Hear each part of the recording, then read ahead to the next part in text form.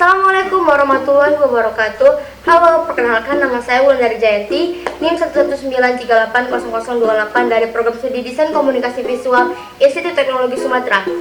Pada hari ini, saya akan menjawab pertanyaan-pertanyaan yang diberikan oleh Pak Namuri Migotuwio dari mata kuliah Manajemen Desain, yaitu pertanyaan mengenai manajemen operasional dalam industri desain grafis atau desain komunikasi visual. Oke, langsung aja kita mulai dari pertanyaan pertama.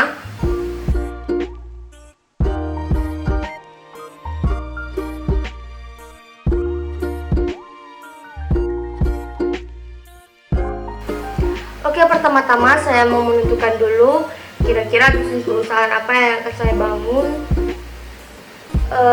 Saya akan membangun perusahaan bisnis ilustrasi. Yang pertama-tama saya akan melakukan perkenalan dulu kepada mereka yang sedang bekerja, yang akan bekerja dengan saya nanti. Yang jelas saya harus mengerti dulu bagaimana karakter mereka dan bagaimana cara kerja mereka, lalu style gambar mereka, dan lain-lain. Lalu tidak lupa pula saya menerapkan beberapa peraturan seperti waktu kerja kita kapan dan waktu istirahatnya kapan begitu. Dan saya juga ingin membuat bagaimana tempat bekerja kami yang tidak terlalu lebar ini menjadi senyaman mungkin, seperti menerapkan peraturan dilarang merokok. Kalau mau merokok ya keluar aja gitu. Soalnya ini juga demi kenyamanan kita bersama. Saya ingin membuat tempat kerja saya senyaman mungkin agar enak berkaryanya gitu. Tidak lupa pula dana 10 juta tadi kami gunakan untuk membeli peralatan-peralatan yang standar dulu, seperti meja, kursi, AC, gitu-gitu aja dulu.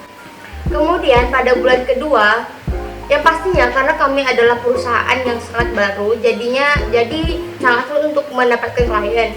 Jadi saya pada bulan kedua akan membuat suatu project dengan mereka agar menarik perhatian orang-orang. Nah, sebelum itu kami juga harus menentukan target pasaran kami, yaitu adalah remaja.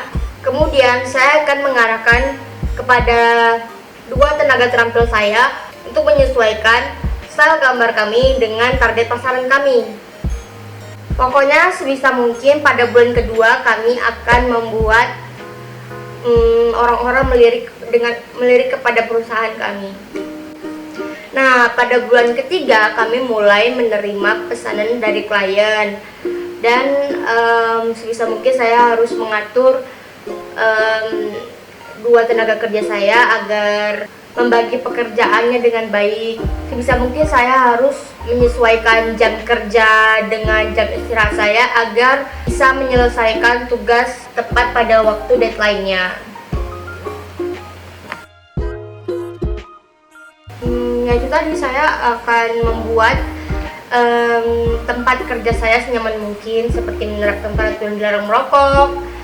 Yang jelas kami harus juga menjaga kebersihan agar tempat kami nyaman, dan tidak lupa saya juga menyiapkan modal untuk makanan kami di tempat kerja, seperti susu dan sereal untuk pagi hari dan cemilan-cemilan saat kami mengerjakan suatu proyek. Kalau memaksimalkan sumber daya manusia, dan jelas saya juga harus membagi tugas dengan baik. Kayak misalkan tugas si A ini berarti ini aja gitu, dia nggak boleh ngambil pekerjaan si B gitu. Jadi emang udah ada kerjaannya masing-masing gitu, udah ada porsi yang masing-masing gitu aja sih.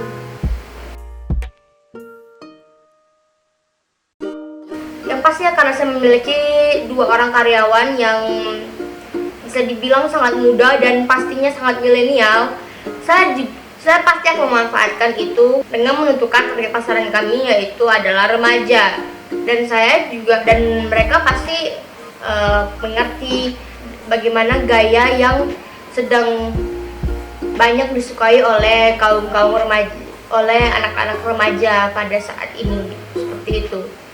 Dan juga tidak lupa saya juga harus mengarahkan kepada mereka bagaimana style dalam perusahaan kami harus konsisten ke depannya agar memiliki ciri khas dan berbeda dengan perusahaan yang lain, sehingga perusahaan kami memiliki keunikan tersendiri seperti itu.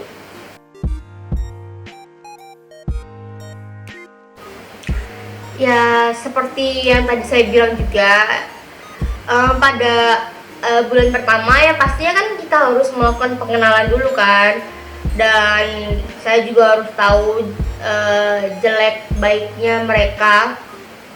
Nah kalau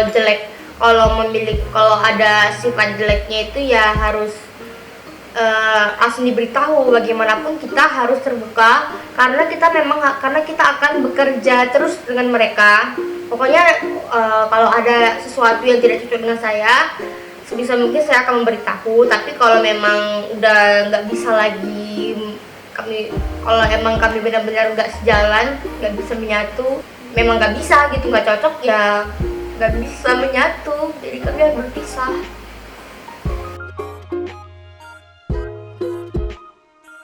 Rp10.000 ya? Bisa lah, ini gampang.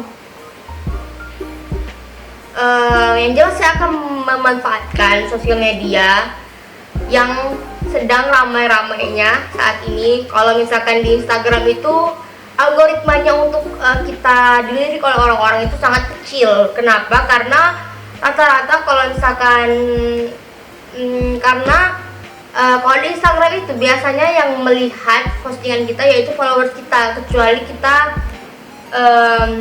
bekerja sama dengan influencer. Tapi kalau kita ingin terkenal dengan cara kita sendiri, itu menurut saya sosial media yang paling mendukung itu yaitu adalah TikTok. Nah orang-orang pasti berpikir TikTok itu apa sih, TikTok itu joget-joget begitu kan, tapi ternyata tidak begitu loh. Banyak orang yang terkenal pada TikTok. Kenapa? Karena algoritma TikTok itu sangat bagus, berbeda dengan Instagram dan YouTube. Jadi kalau misalkan di TikTok itu kita membuat sebuah karya dan ada setidaknya 10 orang aja suka, maka TikTok akan merekomendasikan video kita ke 100 orang lainnya. Begitu juga kelipatannya, dan sangat mudah di TikTok itu kita dapat dilirik oleh orang-orang. Saya juga sangat senang sekali sekarang melihat TikTok karena banyak orang yang berkarya di TikTok dan nggak hanya sekedar drama, joget dan lain-lain. Bahkan saya nggak menyangka kalau ternyata banyak orang yang sangat menyukai karya gambar, seni dan lain-lain. Dan saya juga baru sadar ternyata sangat banyak orang Indonesia yang masih sangat mengapresiasi karya orang lain seperti itu. Jadi tentunya saya akan menggunakan sosial media seperti yang pertama TikTok untuk media promosi saya. Seperti Shopee juga, mereka juga menggunakan TikTok untuk promosi mereka, dan banyak sekali yang tertarik dengan akun TikTok mereka karena mereka melakukan promosi sekaligus melakukan hiburan tanpa mereka memasukkan influencer di akun mereka. Begitu.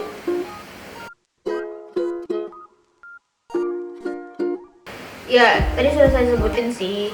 Saya akan membuat tempat kerja saya senyaman mungkin, menerapkan peraturan, jaga kebersihan, menerapkan protokol kesehatan, juga menyediakan snack untuk karyawan saya agar enjoy kerjainnya.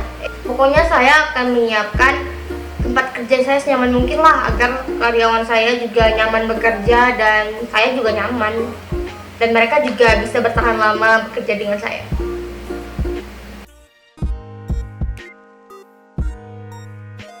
Oke, saya harus bersikap tegas sekaligus santai kepada mereka. Ada waktunya bercanda, ada waktu yang serius. Pada saat serius saya harus benar-benar tegas kepada mereka.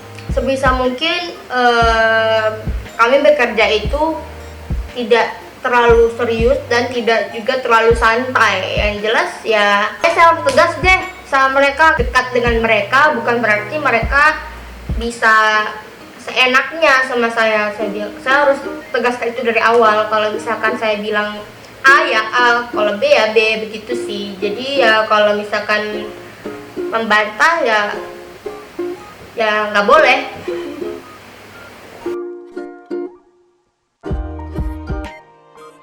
ya dengan cara sharing-sharing seperti itu tadi, dengan saling berbagi konten yang menarik. Pokoknya saya sebisa mungkin harus mau mendengarkan pendapat mereka, masukan, dan ya begitu. Nggak boleh saya egois yang mau punya kata saya aja, nggak mau sih, saya nggak mau kayak gitu. Jadi saya akan bisa mungkin sama-sama menyatukan pikiran kami agar mereka juga nggak sungkan untuk menyalurkan isi pikiran mereka, ide mereka, dan semuanya. Begitu sih.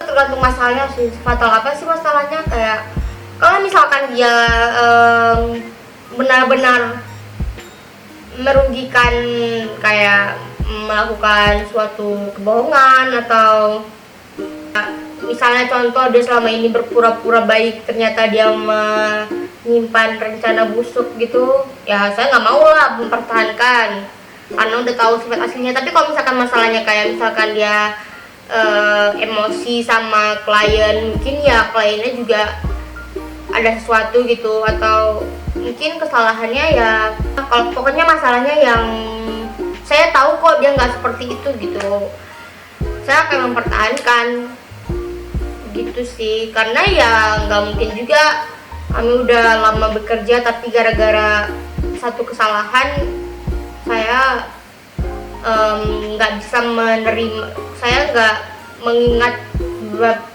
mengingat banyak kebaikan yang dia lakukan, seperti itu sih. Terus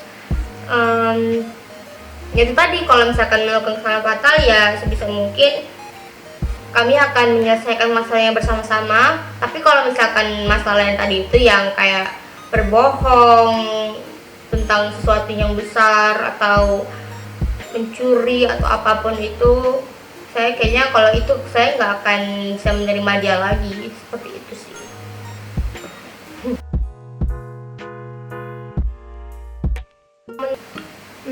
Kalau menurut saya sih ya akhlak sih yang paling utama. Karena apa? Karena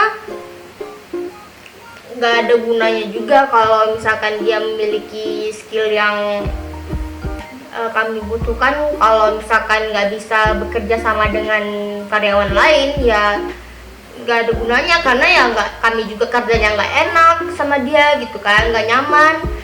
Kepribadian yang baik, yang jelas pasti dia mau menerima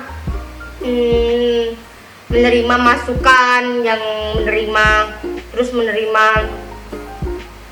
terus bisa menjalankan apa yang kita mau. Kalau misalkan orangnya yang mempunyai sifat yang buruk, pastinya dia akan sulit menerima menerima masukan gitu. Dan saya juga pasti sulit mengatur dia sih. Jadi daripada nggak nyaman, mending saya cari pegawai lain yang mempunyai skill lebih, yang tidak memiliki skill sejago dia, tapi memiliki akhlak yang baik, memiliki pribadi yang baik. Saya akan sangat senang sekali, saya akan sangat sabar sekali untuk mendidik dia, seperti itu sih.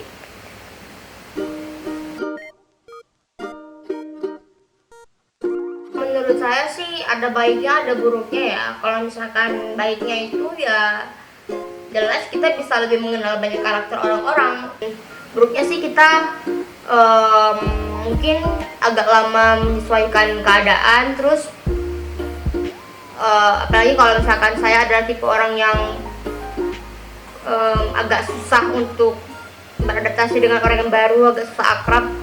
Ya menurut saya sih agak kurang setuju sih sama ganti-ganti karyawan seperti itu. Terus bagaimana seharusnya? Kalau bagaimana seharusnya itu ya kayak tadi itu, bisa mungkin pokoknya harus dipertahankan, karena nggak mudah untuk tidak mudah untuk beradaptasi dengan orang yang baru. Intinya kita tidak boleh mudah memilih orang untuk bekerja dengan kita, dan juga kita tidak boleh mudah untuk melepaskan orang-orang yang bekerja dengan kita, apalagi sudah lama.